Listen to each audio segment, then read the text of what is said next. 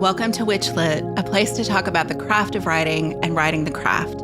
I'm your host, Victoria Raschke, author, publisher, witch, and nosy Scorpio. You can support WitchLit and the serious book habit it requires at ko-fi.com/WitchLit podcast. And you can be part of the show by sending in your own death, sex, religion, politics, money questions for our guests to victoria@witchlitpod.com. If you like what we're doing here, please subscribe and give us a rating or review wherever you listen to podcasts. It really does help other witches find the show. Here's to never getting to the bottom of our to-be-read piles. Misha Magdalene, she, her, or they, them, is the author of Outside the Charm Circle, Exploring Gender and Sexuality and Magical Practice. She's a queer, transgender witch, priestess, sorceress, and initiate of the Anderson Fairy and Gardnerian Wiccan traditions of witchcraft, as well as a reckless dabbler in both modern ceremonial magic and grimoire Goetia.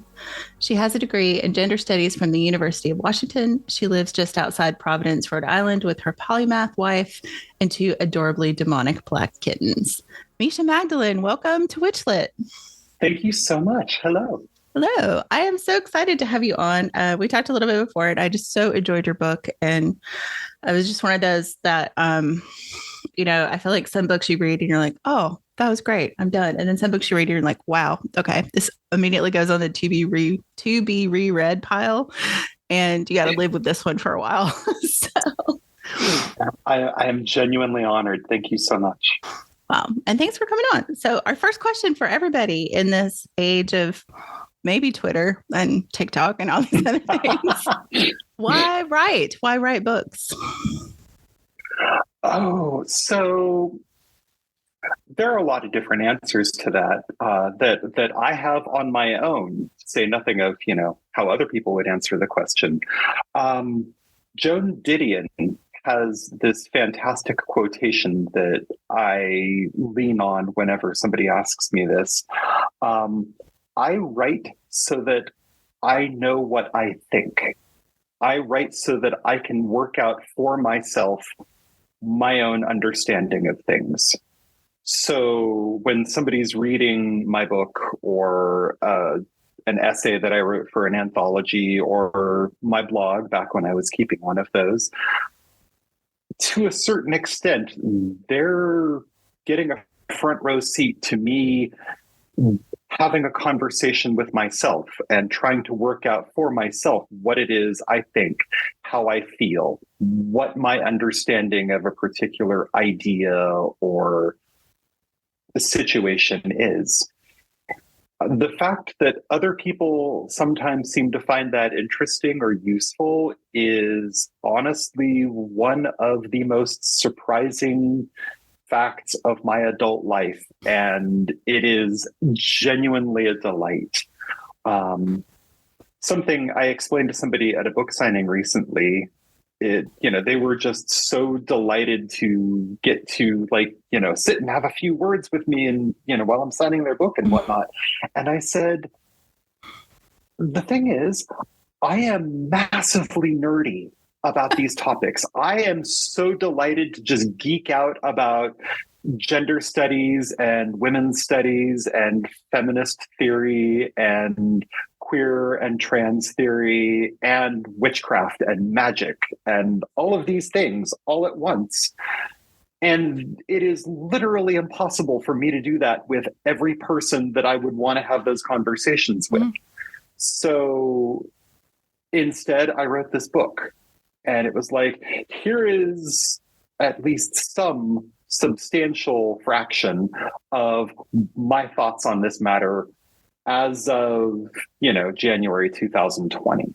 Mm-hmm. So that's part of why I write, is because I don't have the time to have every conversation with every person in every city all over the world. Yeah. And you still get to have those conversations when they happen to you, which is great. And now you have something to go, and now you have a starting block for it, I guess, too. Right.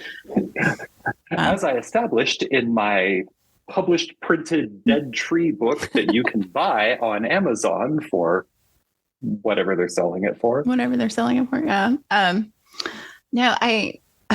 So digging into the book, like it's funny you mentioned women's studies because I did a women's studies minor back in the day in the early 90s. Nice. And so a lot of the stuff that you cite, like heavily cite from, wasn't published, when I did my degree, because most of it, there's a lot of stuff from the 2000s in there.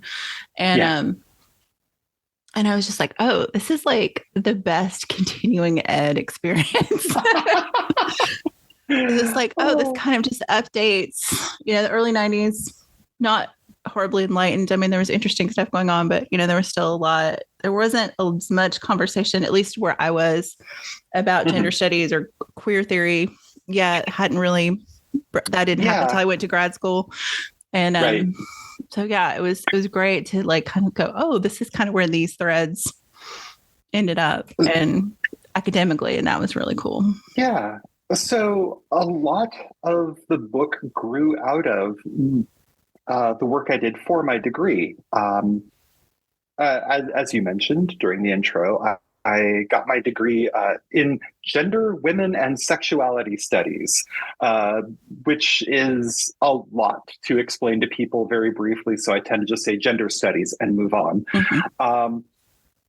But a lot of the work that I did was sort of looking at the breadth of work that's been done in women's studies and feminist studies, and later on, as these fields developed, in queer theory and the burgeoning field of trans studies.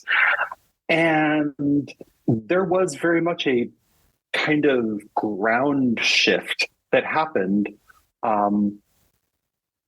following the work of people like Audre Lorde and Bell Hooks, and of course the person I cite in the title of my book, Gail Rubin, who developed this idea of the charmed circle of sexuality. And then, along comes Judith Butler and, bringing in this idea that all gender is performative. That, gender is this construct that we create, that we enact, that we perform. We do gender, and we are taught to do gender. And I think it's not unfair to suggest that a substantial portion of what's going on in feminist studies and women's studies and gender and sexuality studies since then has been in dialogue with or in reaction to all of those folks, and especially with Judith Butler. And so I jumped at the chance to write a book that was basically taking these ideas and smuggling them into paganism. Well, I think you did a great job. You did a great job. Thank you so much. But I don't know. I guess not having read Butler, and like, again, another book from my teetering TBR pile. Like, I have seen them cited many places, and I was like, okay, clearly this is a book I need to read. Or many things I need to read. But to me, I guess, as an ostensibly, cisgender person, like, I prefer the idea that gender is performative, because I never felt good at being a girl, at girly things. So like, I'm like, girly, the listeners can't see my scary air quotes, the girly things, but so like, to me, that's a comfort. Absolutely. About things in that way. Absolutely. Because if you are a cisgender person and you find that you are not performing gender the quote right unquote way, I'll put the scare quotes in verbally there. Yeah. If you find that you are not girling correctly or boying correctly, and you accept the idea that gender is an intrinsic, essential quality of your personhood, then there's something wrong with you. Right. If, on the other hand, you agree with Judith Butler and lots of other folks, myself included, that gender is a thing we are taught to do, that gender is a construct, which is not to say it is not real. Let's be careful there. Yeah. But if gender is a thing that we do, then, not being able to gender the way everybody else does says nothing at all about you, like the essential you-ness of you. Mm-hmm. It just says, some people can play trumpet, some people can't. Yeah. Some people can, bake a cake that doesn't collapse. I do not have that talent. Some people are intrinsically suited to performing gender in a way that their culture, that their society understands and accepts as appropriate. Mm-hmm. Some people aren't. Yeah. Necessarily gifted in that way, and that's okay. Some people, they wake up one morning and they're like, I have been trying to tell myself that I am gender A for 20, 30, 40 years now, and that's not true. Mm-hmm. I have never been good at it. I don't enjoy it. This isn't me. This is not who I am. Yeah. I am actually gender B, or maybe I'm gender AB. Maybe I'm C. Maybe I am cornflower blue, or, pie. Mm-hmm. Or maybe my gender is something that is not articulable using the symbols we have accessible to us right now. And all of that is okay. Yep. I mean, one of the things, and I've said this for a while, and I seem to be more inclined to believe that it's actually true as things progress, is that, accepting that there's no way to do it wrong frees everybody. It doesn't just free people we think are outside that construct. It frees the people that think they are happy in the construct too. Right. It frees everyone to look at where they are and to answer for themselves. Is this who I actually am? Am I comfortable being here? Yeah. Is this the truest expression of my inner reality? And if it is, that's great. This is one of the things that I find so perplexing about people who get really huffy and defensive about being cisgender. Well, I'm not cis, I'm normal. It's like, okay, well, first of all, I mean, we could unpack all of that, but I don't have that kind of time, and neither do you. Well, and I also I don't know. I guess as a pagan, I didn't understand why anybody wanted to be normal. That doesn't make sense to me.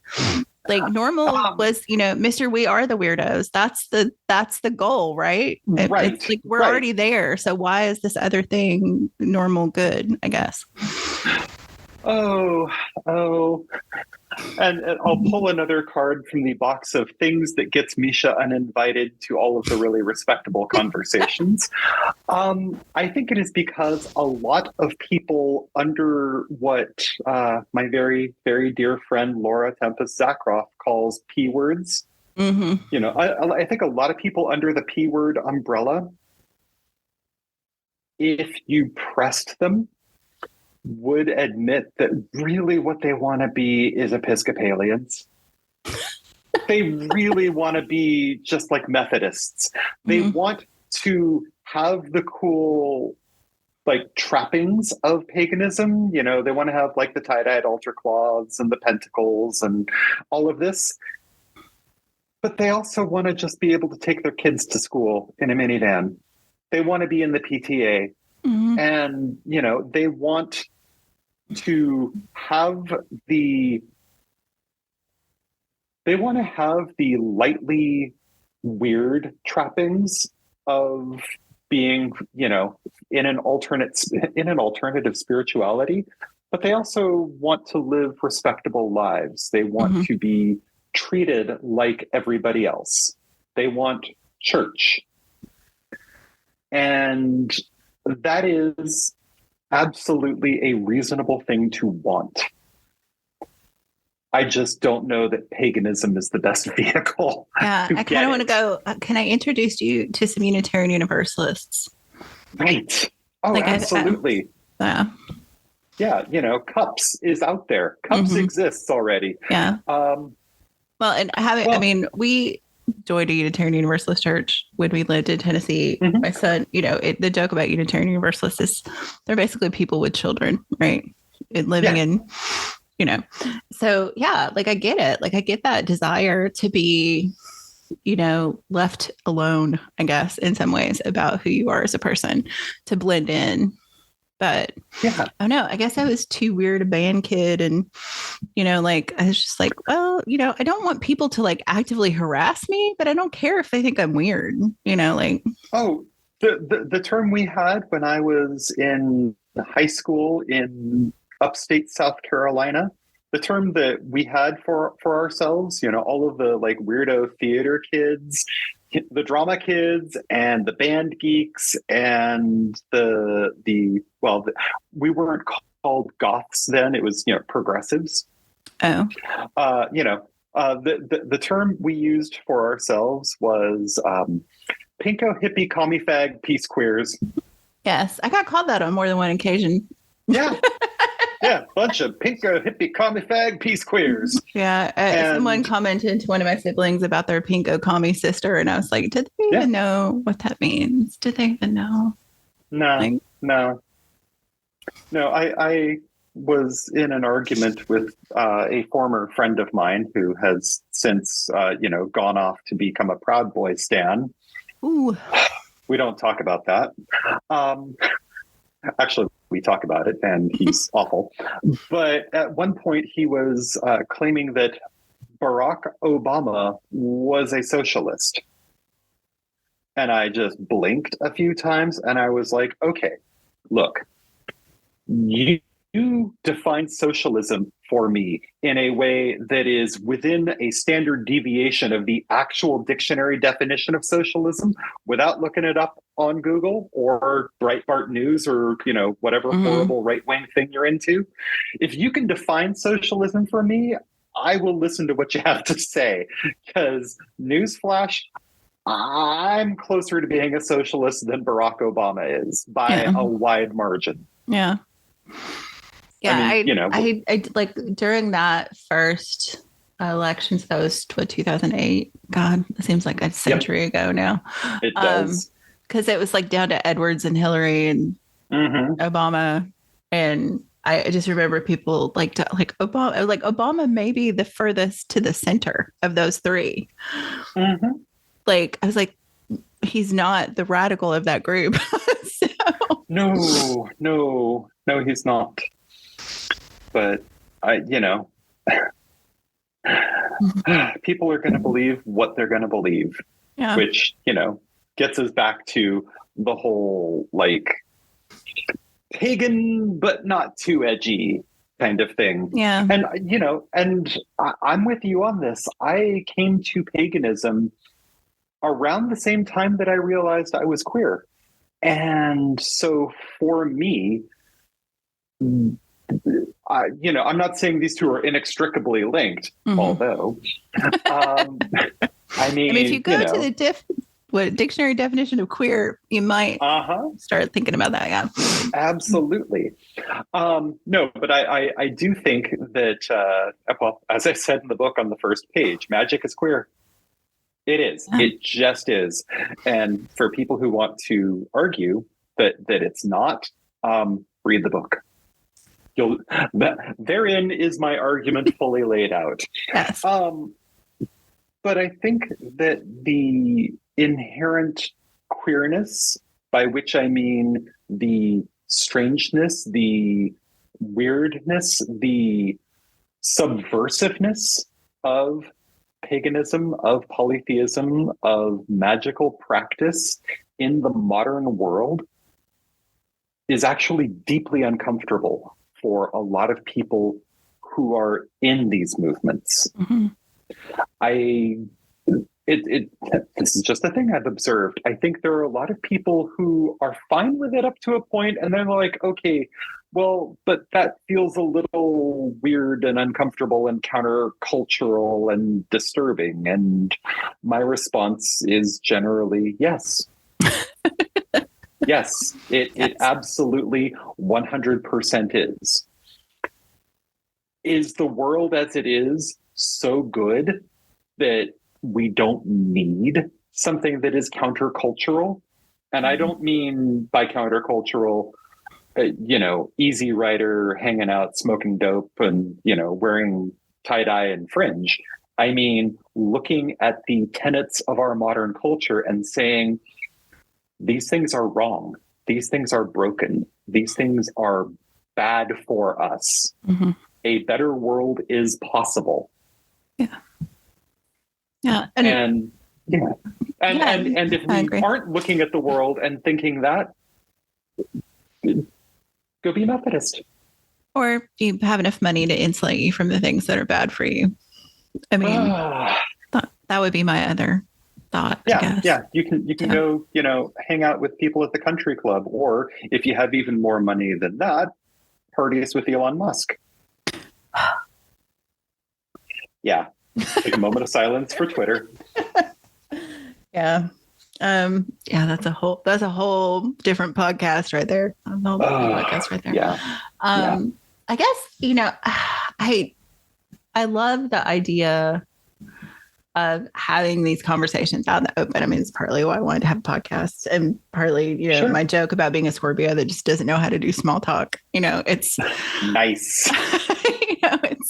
I think it's so important to have them. And I'm glad that you read this book, and I'm glad people are reading it. But I'm just curious, like you've said, you write to understand yourself. So what was the arc of this book being in the world? I mean, obviously you did your degree, you had this stuff. So how did this book get into the world? Because I think that it exists in itself as a commentary on why we need it. Yes, I would 110% agree. Okay, quick question before I trip over my own words and force you or the person who edits this to have to bleep things out. We have an explicit rating because I figured we're talking about witchcraft. People are going to get their panties in a bunch. Awesome. I ask because there is an actual verbatim quote that I use when I'm explaining this. And the verbatim quote does involve some explicit language. I was on the second floor of the ARC building on the University of Washington's Bothell campus, which is where I went for my degree. ARC is like Activities and Resource Center or something, I think. But I was on the second floor and was involved in helping to set up some event or other for my degree program, for the GWSS program. And I was thinking about all of the stuff that I'd learned over the course of getting this degree and how useful it had been in helping me unpack things I had grown up learning and deconstructing those things and being able to say, is this really what I think? Is this really what I believe? Is this really who I want to be? And, fun side note, I also like to tell people that I spent 2 years at the University of Washington getting a degree to discover that I wanted to write a book and was transgender. So these things happen. But I'm up there on the second floor and I'm thinking about all of this. And I had this thought of somebody should write a book for pagans explaining all of this gender studies, women's studies, sexuality studies, all of this queer trans theory stuff, just doing a 101 on this stuff for witches and magicians and polytheists and other weird folks like that. Because boy, howdy, these people could really use, oh, fuck. And that oh fuck was the moment where I went, right, somebody needs to write this book. Somebody who has an academic background in gender, women, and sexuality studies. Somebody who's been involved with paganism for, a hot minute. Well, shit. And so, that was, right around then was when I had started, or just before I started, writing a blog for the Pathos platform, a blog titled Outside the Charmed Circle. And this was my attempt at using this platform to discuss things in the pagan, polytheist, magical community space that weren't, how do you do a ritual? What are some interesting gods you could learn about? What are some cool books you should read? All of these are awesome and wonderful and valid things to write about. And there are still people on Pathos who are doing just like fantastic work there. But I wanted to sort of get a little deeper on weird topics and just be like, okay, what about the political philosophy inherent in what we do? Can we talk about that some? Let's talk about what it means to be a witch in the 21st century. Let's talk about the, trend of TikTok witches and, how a lot of us are really sort of rolling our eyes really hard at that. And how much of that is just being tired of new things and how much of it is unexamined misogyny, because it's okay to hate things girls like. And on and on and on. And over time, that all turned into what I call the 0th draft of Outside the Charmed Circle. Mm-hmm. And it was a huge privilege to get to kind of draft my book in the public view. It was. I like to say that about 40% of the book was derived from the blog. Mm-hmm. But it's not like I took any of the blog and just dumped it into the book wholesale. I would grab blog posts and go, okay, here is the skeleton of this. This needs some fleshing out and reworking and blah, blah, blah, blah, blah. Mm-hmm. So, while people who read the blog will find familiar phrases in it, there's a lot more going on there. Yeah. Not least of which are my nonstop Van Halen and Spider-Man jokes. No, but I do love the, clearly this is a book that's approached in an academic way in conversation with people who are writing about this in an academic mm-hmm. way, but it's so approachable. And I do love, I just as a writer, I write fiction, but there's so much pop culture reference in my fiction. And I think part of that, a little of that is the meta-ness of being a Gen X person. It's kind of how our brains work. It's how we frame things. Mm-hmm. So it makes sense to me, and it makes it easier to communicate ideas. Although I do wonder if that's going to get more difficult as fractured as our media is to make those kind of references. I think it does become more difficult as our experience of shared media becomes more atomized. Mm-hmm. In Outside the Charmed Circle, I make a reference to the saying, with great power, there must also come great responsibility. Good line. Stan Lee, Amazing Spider-Man. Mm-hmm. It's awesome. And it's a line that has entered the public awareness in part because it was published by a big deal comic book publisher. It was used in movies. It gets quoted endlessly. And, now the MCU is basically one of the major purveyors of modern Gestalt philosophy, which is a horrifying thing to admit, but here we are. But you look at what we have now, and it's like, okay, there is a nonstop wave of memes, and I love meme culture. Don't get me wrong. I still have the early memes like Badger, Badger, Badger. Yes. Or Magical Trevor, or any of these other things that I remember from the early 2000s. But even those things are unheard of for the most part today, unless you happen to be one of those like Gen X, early millennials who was around for it. Yeah. So, yeah, I think that there's a lot that is lost in terms of shared cultural understanding. But I also think that some of it is just that, we old. Yes. Gen X is getting up there. Yeah, I just had the big 50 birthday. So yeah. Oh my gosh. We old. Congratulations. So, I have to say it felt pretty good because there were a lot of times in my 20s I wasn't sure I was going to see 30. So 50 feels pretty damn fine. Preach.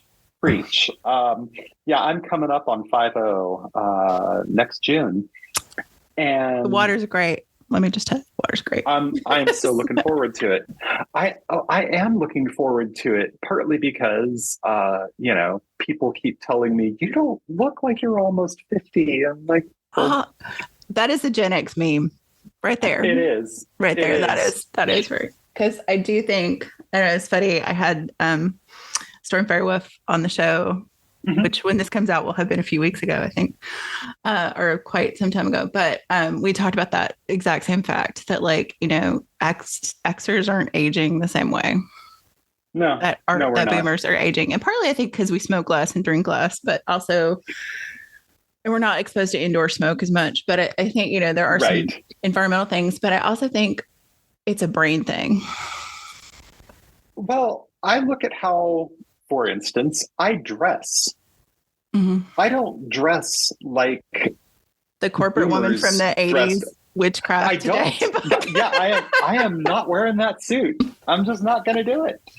I mean, maybe for cosplay, but oh my gosh, going to a pagan event cosplaying as the cover of The Truth About Witchcraft Today. I may have to rethink this. Damn. Just like carry around a sheet of clear, clear acrylic with The Truth About Witchcraft Today stenciled on it in that mint green, like Times New Roman typeface, and just hold it in front of myself periodically. 10 out of 10. Yes. I'm here for it. But I look at how I dress and how I act, how I comport myself out in the world. And I'm like, I remember 49-year-olds from when I was a kid, and they were wearing Doc Martens and band T-shirts and, cute, kicky little skirts. Yeah. That was just not a thing. Do I own any T-shirts I haven't cut the neck out of? I don't know. I've got some, but it's just because I haven't gotten to them yet. Yeah. Like get my Motorhead T-shirt, cut the neck out, cap the sleeves, and we're off to the races. But so I think that a lot of Xers are. We are living our best lives now, which means I dress like the goth girl I couldn't afford to dress like in high school, partly. Bingo. Same. Well, that, and there's the whole transition thing as well, exactly. which, that's... Yeah, I mean, it was hard coming out as queer and pagan in 1980s South Carolina. I think trying to come out as trans then would have been just a whole nother level of playing the game on apocalypse difficulty. Yeah.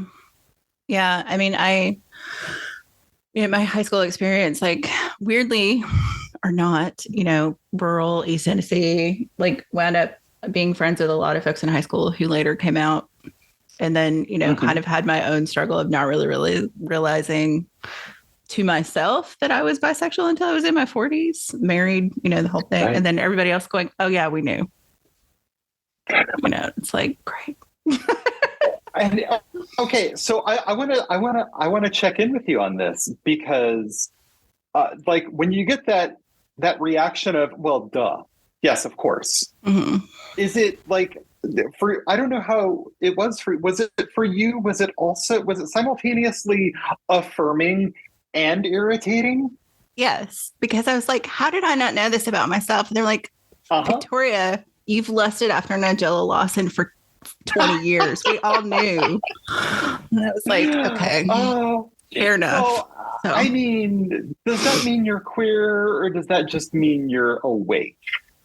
Well, I mean, there's that too, but I think it was actually partly like my partner is also bisexual and that acceptance and, just like, yes, we are two bisexual in a heterosexual looking relationship and we're fine with that, and that's great.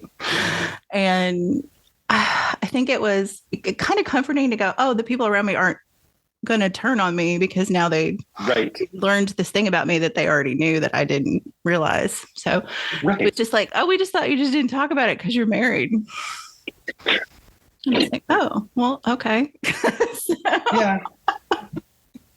Yeah, there was a moment where, I've had friends who, when I disclosed to them, okay, so how I've been identifying as non-binary for a while. And they're like, yes. I was like, well, okay, that's still true, but not the whole story. Oh, what do you mean? Like, well, yes, non-binary, but non-binary girl. And I swear to you, people were just like, oh, well, duh. I mean, we figured. And I'm just like, okay, on the one hand, that's very affirming. And on the other hand, you could have said something to me. Right. Like, why didn't you tell me? Right. Why didn't you tell me? No, it's fine. It's fine. This is fine. I will take comfort in like knowing that like the people that I've had lifelong friendships with and my partner, that clearly they all knew me and loved me for what I was, whether I was open about it or not. So that's good to know, I guess. That's wonderful. That is genuinely lovely. Yeah. I am blessed beyond measure to have a partner who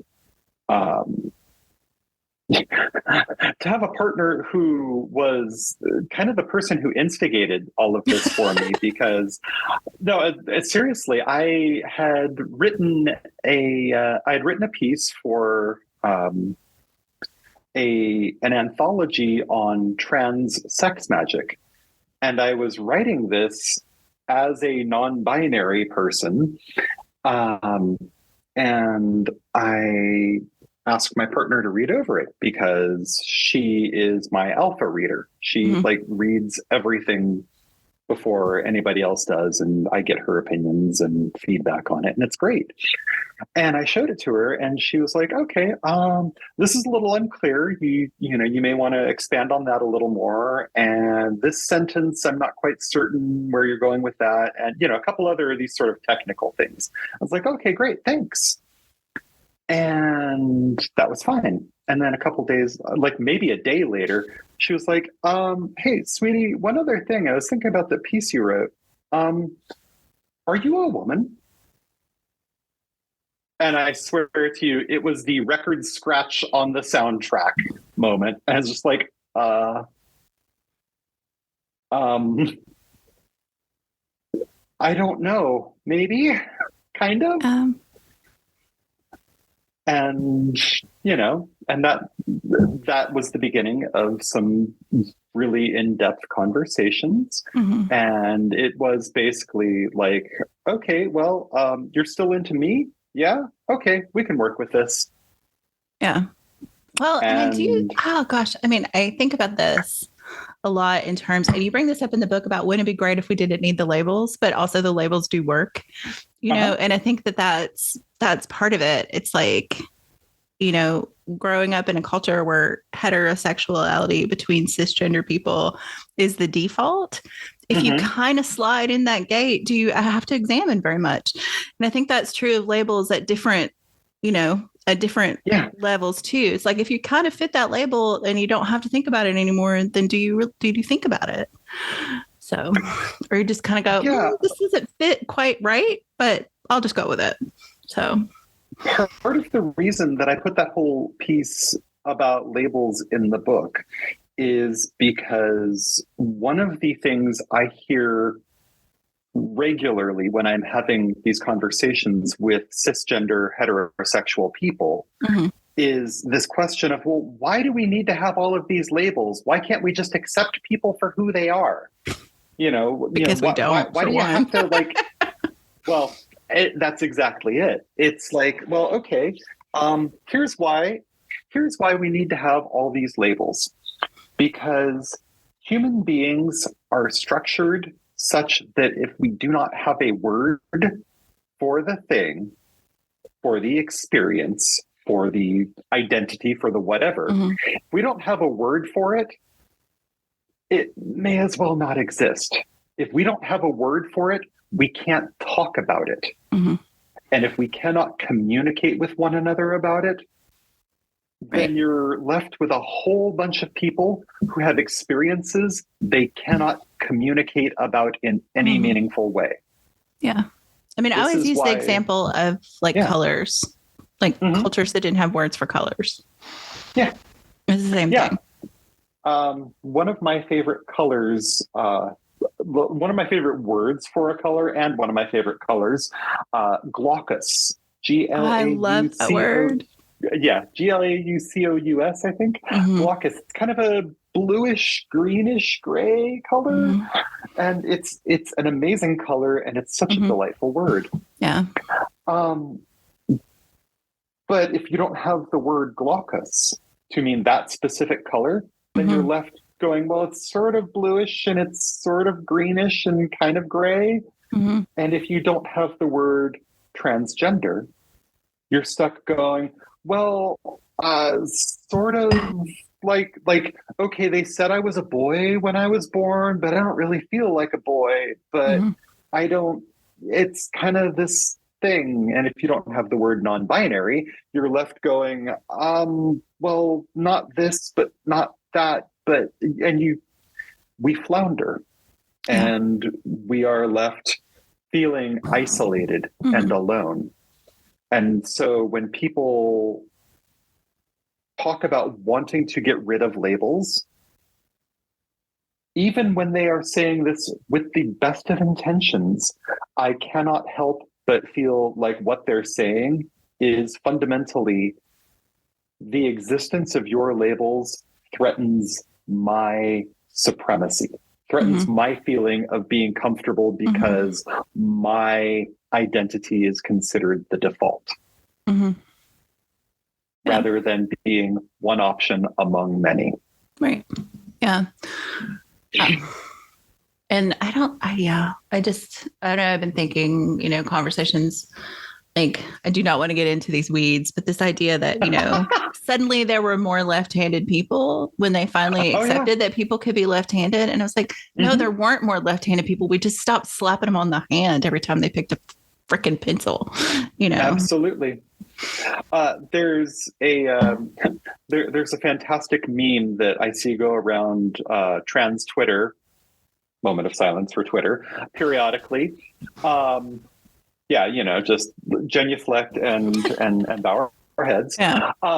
It is the sort of classic diagram of a World War II era bomber with all of the little red dots showing like the distribution of bullet holes on planes that came back from missions. Right. And they're like, then we need to reinforce those things. And you're like, no, that's not what that the means. Takeaway. And, it's like this goes around trans Twitter periodically with the caption, diagrams every trans person knows. Yeah. Yeah. It's like, there aren't suddenly more trans people out there. There are just more trans people getting support for being who they actually are. Yeah. Well, and I think that that's people's perception. It's like this idea that there's some woke agenda that every piece of, cultural media has to have like a gay person and a trans person and a black person and a disabled person. I was like, but that's people's reality. It's like, you're just not used to seeing it. And so now it seems like more, but like one person in the thousands of TV shows you watch does not suddenly make a woke agenda. Like, that's not what that is. I mean, I gotta tell you, I would love it if there actually were a woke agenda trying to increase representation out there. That would delight me. I would be so happy if there were actually a cabal of powerful media elites. There's just not. Yeah. There's just not. And I've been seeing an increasing amount of commentary, interestingly, from a lot of Jewish writers and observers who are pointing out the inherent links between transphobia and homophobia and anti-Semitism. And throw in some like misogyny in there, and throw in the misogyny and the racism, and like the secret cabal of people trying to trans kids translates really easily into being a modern day blood libel. Yeah. Oh yeah. And when you look at the claims that being trans is this new thing, it's like people haven't been trans until people weren't trans until like the 1990s or something, and then you have to explain to them that no, actually, that really super famous picture of Nazis at a rally burning books? Yeah. So those books were dragged out of a place called the Institut für Sexualwissenschaft, which was a research institute founded by a guy named Magnus Hirschfeld, who was a, psychologist, researcher, also Jewish. And this was a place that was studying the phenomenon of being transgender, being transsexual. There were trans people who lived there and worked on staff. And the burning of those books was an overt act of political violence against queer people, against trans people in Nazi Germany. Yeah. And it's like, trans people didn't magically appear in 1990. Or even in 1969, or even in 1940s Germany, like Magnus Hirschfeld did not magically create trans people. No, and that's the thing. In order to like have had the wherewithal to support an institution like that, this had to be something that already existed at that point. Exactly. Yeah. So I don't know. It's a strange world. It's a strange world. It is. It's a strange world. And I think for a lot of people, it just comes back to fear. It comes back to fear of the unknown, fear of losing what little they feel they have, fear of being uncomfortable. And I hear those things and I'm just like, oh, okay, you're afraid of being uncomfortable. I'm afraid of being hate crimed in a bathroom in an airport. Yeah. And I say that from a standpoint of relative privilege, because I'm white, because I am employed, because I have a university education, because I have all of these other privileges that help to insulate me from things that so many other people are subject to. Yeah. And it's like, I have all of these privileges and I'm still scared. Yeah. For reasons which recent events in the news have made all too clear are rational fears. Yeah. Since this is going to be broadcast in March, I am referring to the Club Q shooting in Colorado Springs. Yeah. Sorry, you said we weren't going to get into the weeds on this. No, and I mean the weeds are there, right? The weeds are there. Yeah. And that's the reality of it. And I think, again, ostensibly, that's why I think your book is so important. I think one of the things that, helps do that. Hold on one second. I'm going to pause. Apparently my computer is unplugged. Hold on. Okay.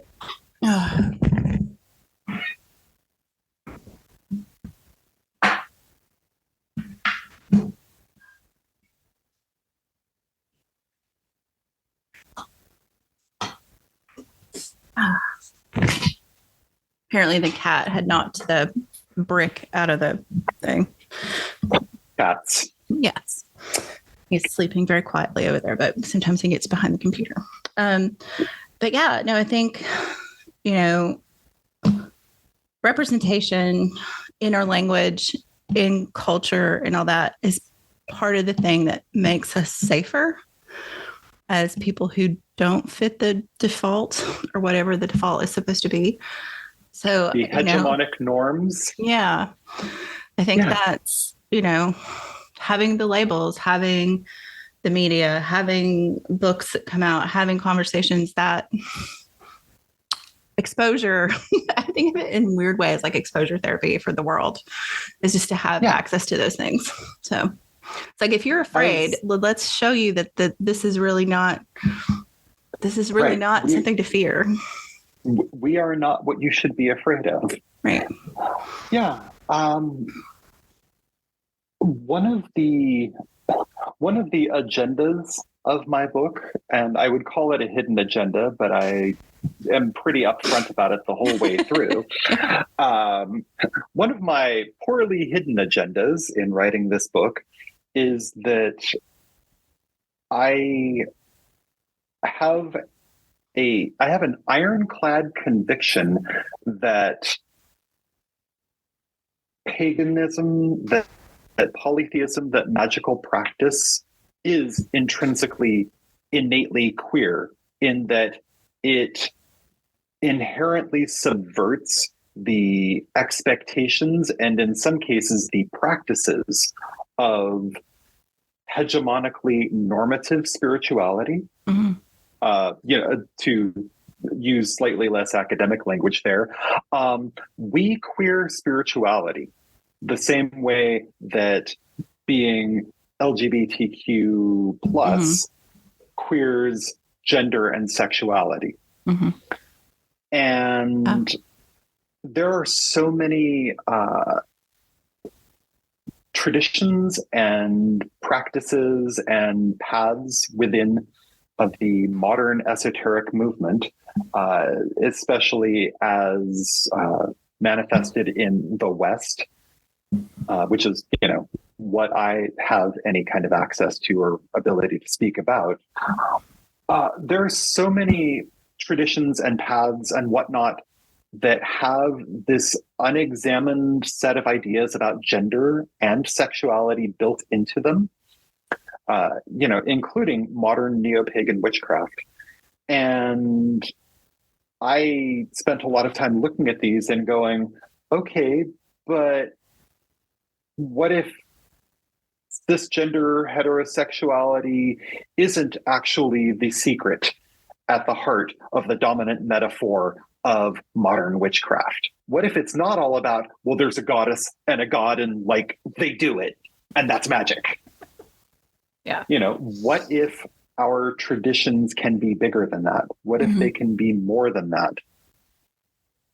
What if gay and lesbian and bisexual and asexual and demisexual people, what if transgender and non-binary people and intersex people and all of the rest of the colors of the rainbow can find a seat at the table under this big tent of paganism, of P-word spirituality?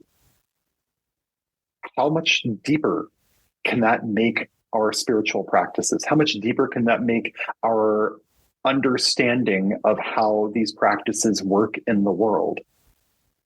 And how much more exciting and more beautiful can that make the communities that we build together? So my whole point in writing this book, or, one of my whole points, part of the hidden agenda was saying to queer people generally, there's space for you in here. Like, this is not, we are making space for you. You have a space here. All you have to do is come claim it. Yeah.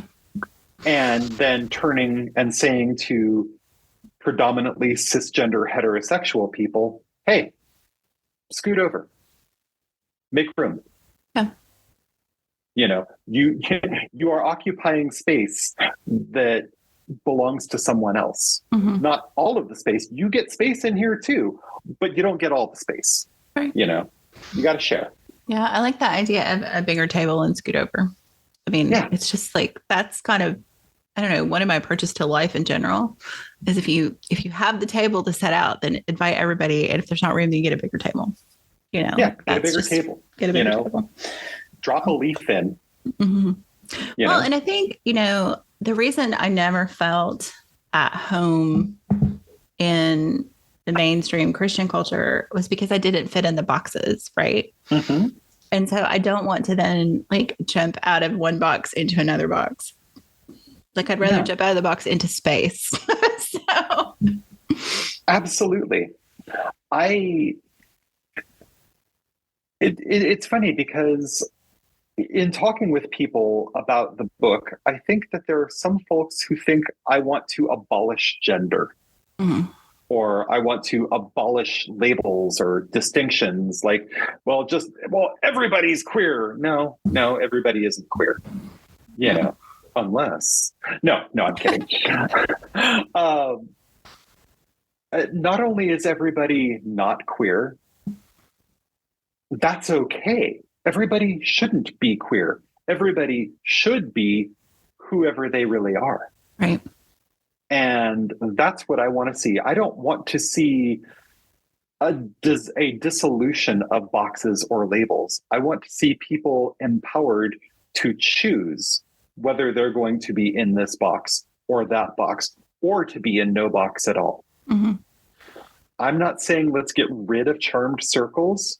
I am saying let's expand them so that they include all the people who want to be included.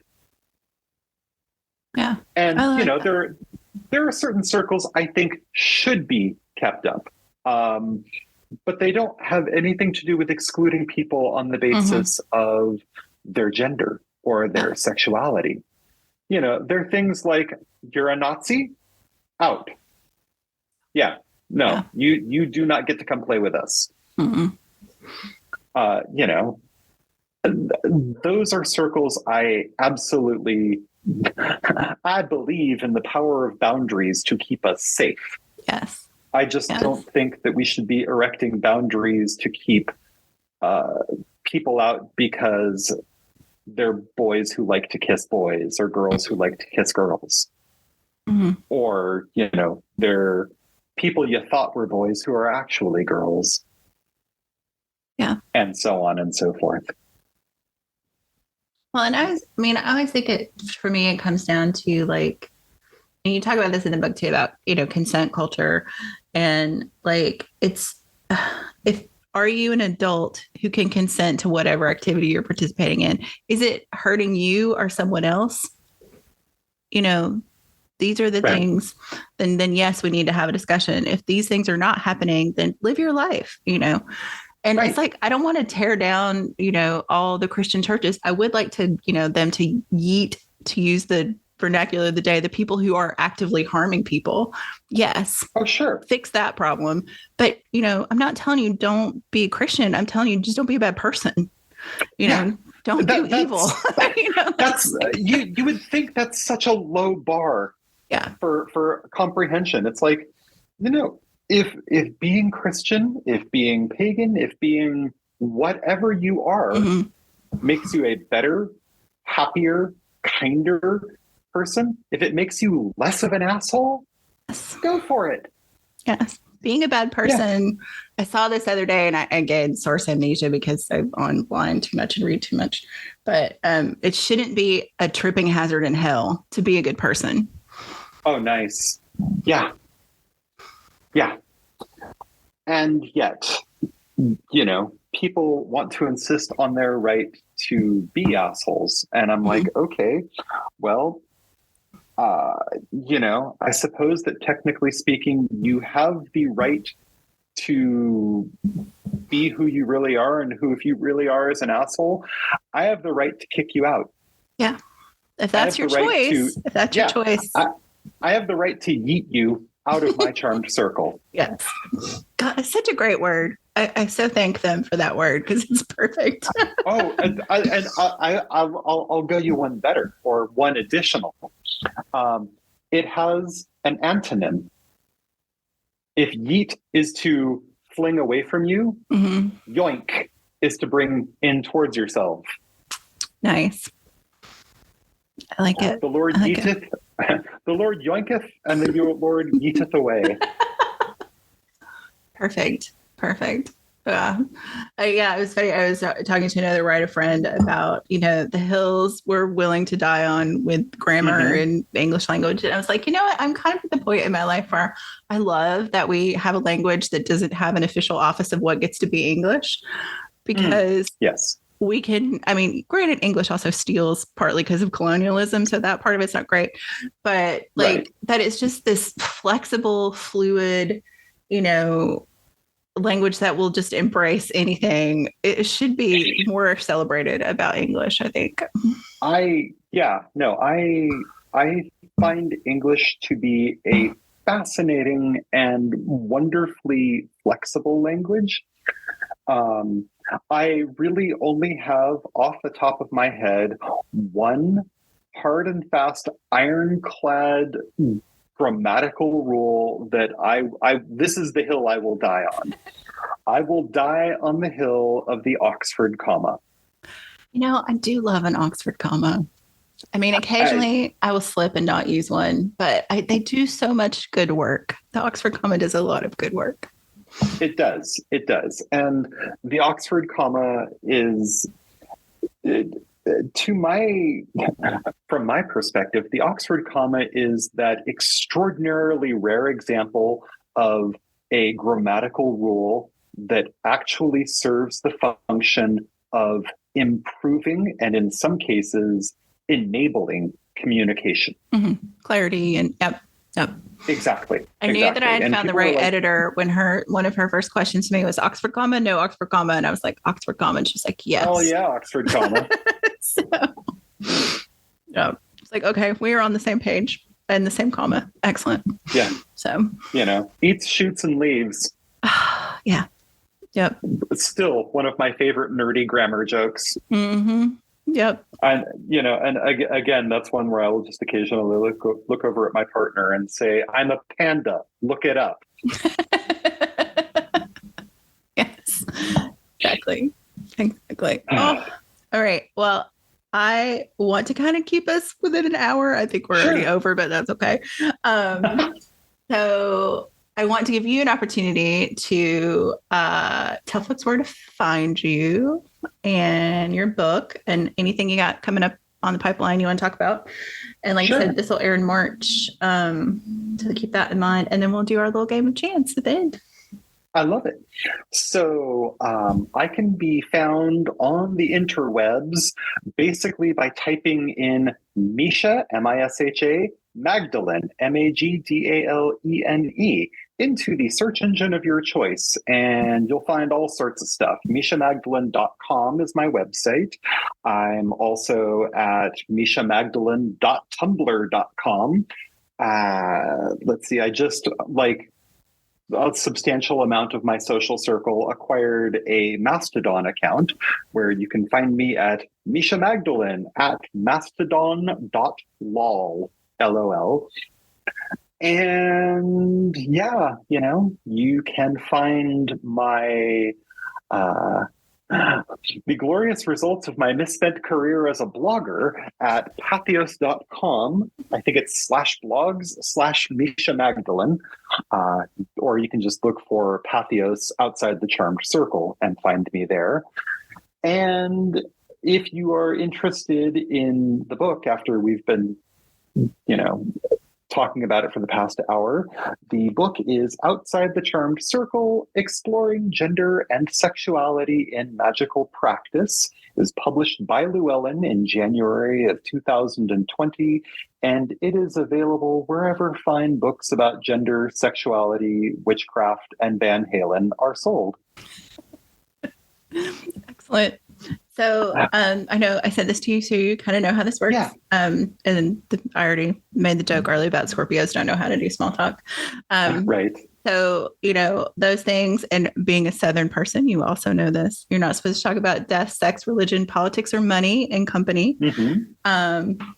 And so I'm going to roll a die, and depending on what number I get, you'll get a question about that topic. And if I roll a 6, you get to pick. I love it. I think we've covered a lot of these already. I was going to say, we've talked about a lot of this already. Yes. 2, sex. Of course. Perfection. Fantastic. Unless you want to talk about something else. There are no rules to this game, and we can roll again. I'll leave it up to you. I'm just saying it's on brand. It is on brand. So you did write a whole book about gender and sexuality and sex magic. And I was curious if there was anything that you felt you had to leave out that you would have liked to discuss in the book, because as you point out, we only abandon continuing to work on them. They're never actually finished. It's true. I am incredibly privileged to be able to say that when people ask me, so did Llewellyn make you tone down the queerness of your book? I can respond, oh no. If anything, they told me to ramp it up. It is one of the many reasons that when people are like, oh, Llewellyn, that seems a little like, aren't they kind of, stodgy? I'm like, read my book and then tell me what you think.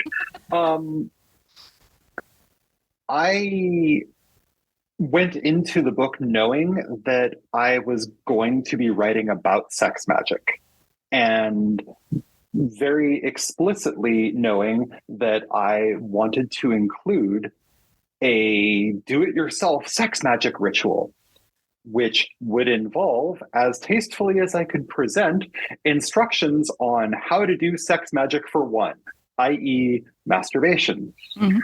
And I spent a lot of time with that chapter, in part because I wanted it to hit that sweet spot of this gives enough information that somebody who's never done this before will be able to do it successfully and have, some kind of results, and not so explicit that we're bordering on porn. Mm-hmm. And when I got done with that, I kind of went, wow, I feel really good about this. I got no notes on that chapter. Nice. None. Or not, like on that specific ritual, like 0, no notes. And that was, that was like hey, wow, that's cool. I did that. No, there was nothing about sexuality that I was given any guidance on toning down or pulling out or editing. Honestly, the only thing that I did pull out of the book was some stuff that got a little further afield from the topic matter of gender and sexuality mm-hmm. and magical practice, where I was getting a little more political about stuff. And this is in no way to shy away from discussing my politics, but it wasn't really suited for the book. Mm-hmm.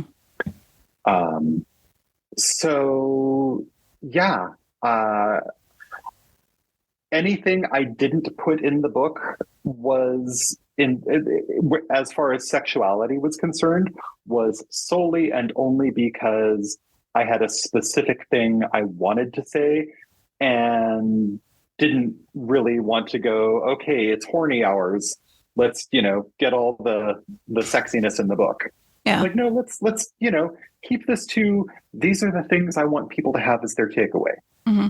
And if they read this and they're like, I would like to know more, there's so many more resources out there. Yeah. And you do an excellent job of pointing people to a lot of the further reading in the back too. It was an excellent resource. Thank you. There. Thank you. Well, Misha, thank you so much for being on the show. This has been a delightful conversation. Thank you so much for inviting me. I have had an absolute blast. This has been lovely. Okay. And next book in the works? I say like you didn't just write a dissertation as a book.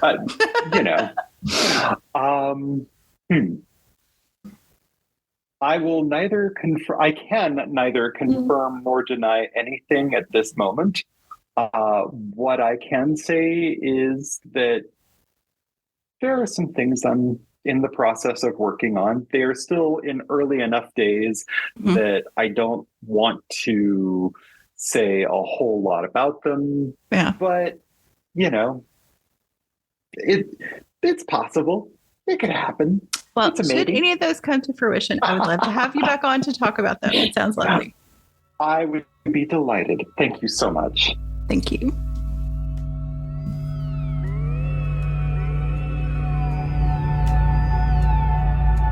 WitchLit is a production of Thousand Volt Press. Our intro music is Cosmic Glow by Andrew Kay, and our outro music is Voices by Alexander Shanekar. Transcripts and all our previous episodes are available at witchlitpod.com, and you can follow us on Instagram at witchlitpod. Thanks for listening and for reading witchy.